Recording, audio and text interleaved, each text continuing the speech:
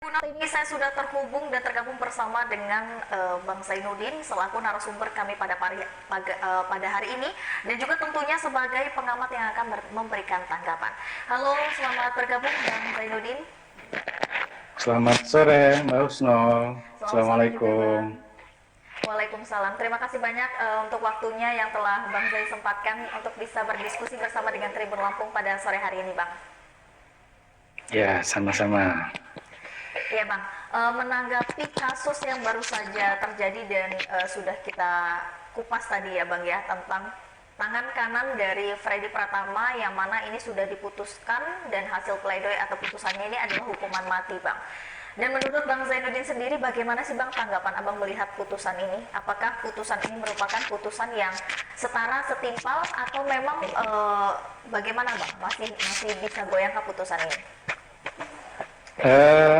Kalau kita melihat secara teori, tujuan pemidanaan dan tujuan dari sistem peradilan pidana itu kan adalah untuk memberikan keamanan, ketertiban, kemudian selain untuk memberikan efek jera kepada pelaku tindak pidana, juga mengupayakan agar supaya tidak terjadi korban. Nah, ini salah satu tujuan pemidanaan dan tujuan dari sistem peradilan pidana.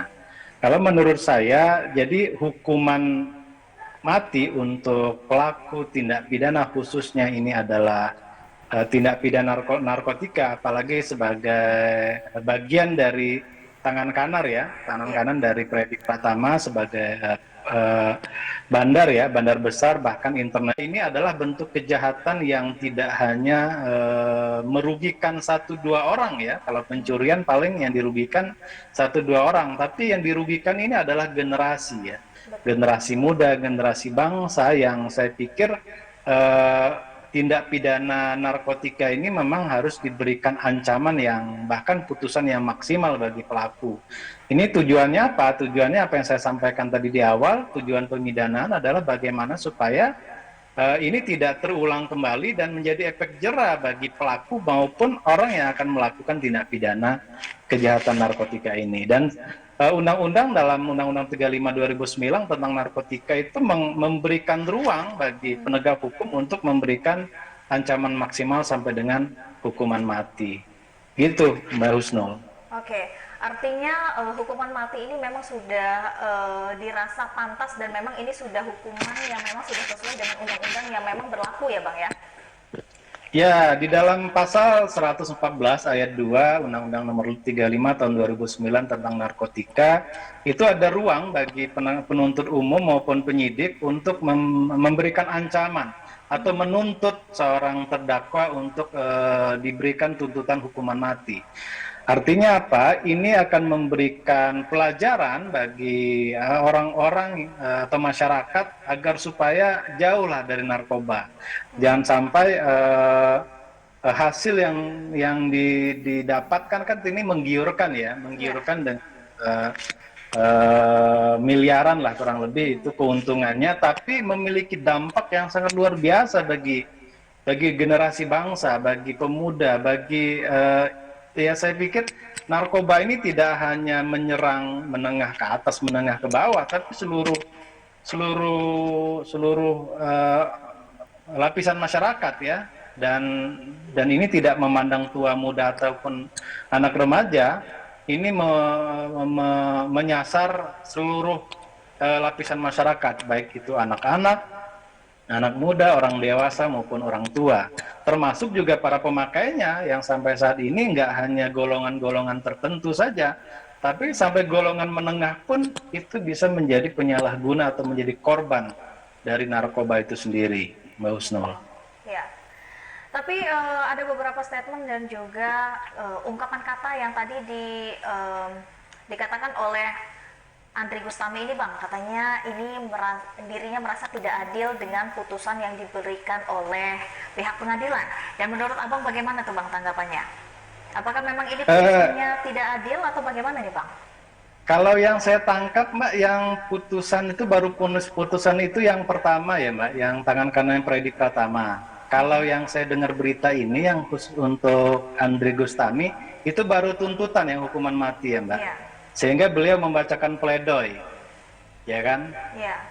Yang saya tangkap seperti itu. Jadi itu kalau pledoi atau pembelaan itu hak setiap terdakwa lah ya. Dia dengan secara yuridis maupun sosiologis, pertimbangan-pertimbangan dia kenapa dia minta misalnya dihukum ringan atau minta dibebaskan. Saya pikir itu suatu hak bagi seorang terdakwa untuk mengajukan pledoi atau pembelaan, Iya. baik sosiologis maupun yuridis. Tapi kalau yang saya dengar berita itu kalau untuk Andi Gustami baru pledoi ya, Mbak, belum Pledoi putusan, saja. belum, Oke. ya baru pledoi. Artinya memang masih bisa banding ya Bang ya untuk dari putusan Andri Gustami ini sendiri? Kalau Andri Gustami jangankan banding ya, belum ada putusan saya pikir. Kalau yang pertama tadi kan sudah diputus tuh seumur Iya. hidup ya, sorry hukuman mati. Kalau Andri Gustami baru membacakan pledoi atas tuntutan hukuman mati.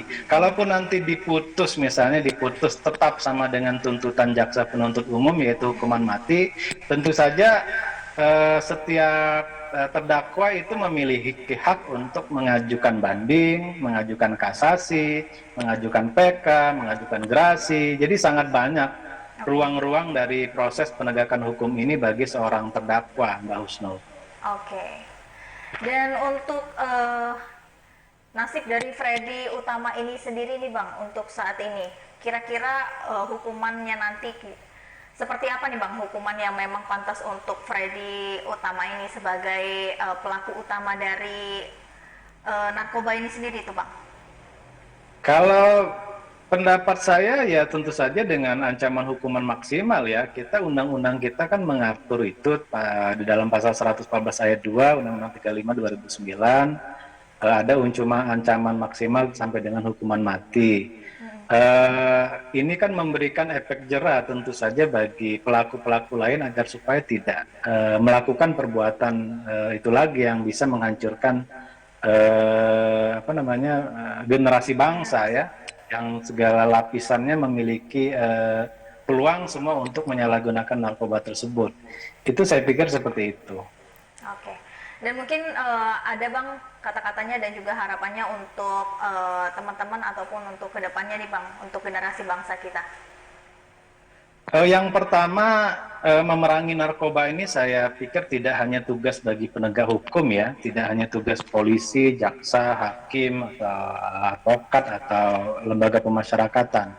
Tugasnya adalah tugas semua pihak, mulai dari pemerintah daerah, kemudian tugas dari pendidik, guru, sampai dengan perguruan tinggi, sehingga perang terhadap narkoba ini tidak hanya sebatas pada penegakan hukum, saya pikir. Jadi ada juga perang terhadap narkoba itu ada upaya pencegahan.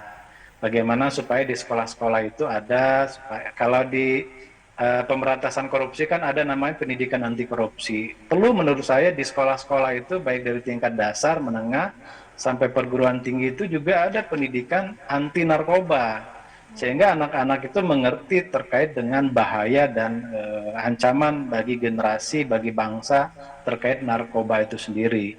Jadi saran saya untuk penegak hukum ya tetap menegakkan hukum dengan setegak-tegaknya, kemudian tidak hanya tugas bagi penegak hukum, pencegahan dan pemberantasan narkoba ini merupakan tugas semua orang ya, tugas sebagai pendidik, tugas sebagai guru, tugas sebagai mungkin kawan-kawan wartawan turut serta untuk memerangi narkoba ini, karena ini musuh bersama ya, tidak hanya musuh atau tugas dari para penegak hukum saja, tapi tugas kita bersama.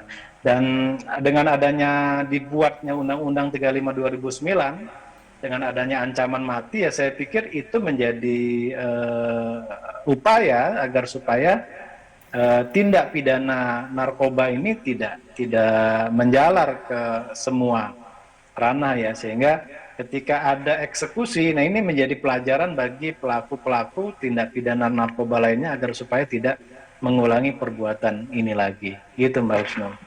Oke, baik. Terima kasih banyak Bang Zainuddin yang telah memberikan komentar dan juga tanggapannya terkait dengan breaking news kita hari ini, Bang. Terima kasih sekali sudah menyempatkan waktunya. Terima kasih Mbak Husnul. Selamat sore. Selamat sore, Bang. Dan ya Tribuners, itulah tadi breaking news di Tribun Lampung. Masih bersama dengan saya Kusnul Asyaifah pada siang hari ini. Dan jangan lupa untuk saksikan video selengkapnya di YouTube Tribun Lampung News Video, dan tentunya jangan lupa untuk download aplikasi Tribun X selengkapnya. Bersama dengan saya Kusala Syaifah, hari ini pamit undur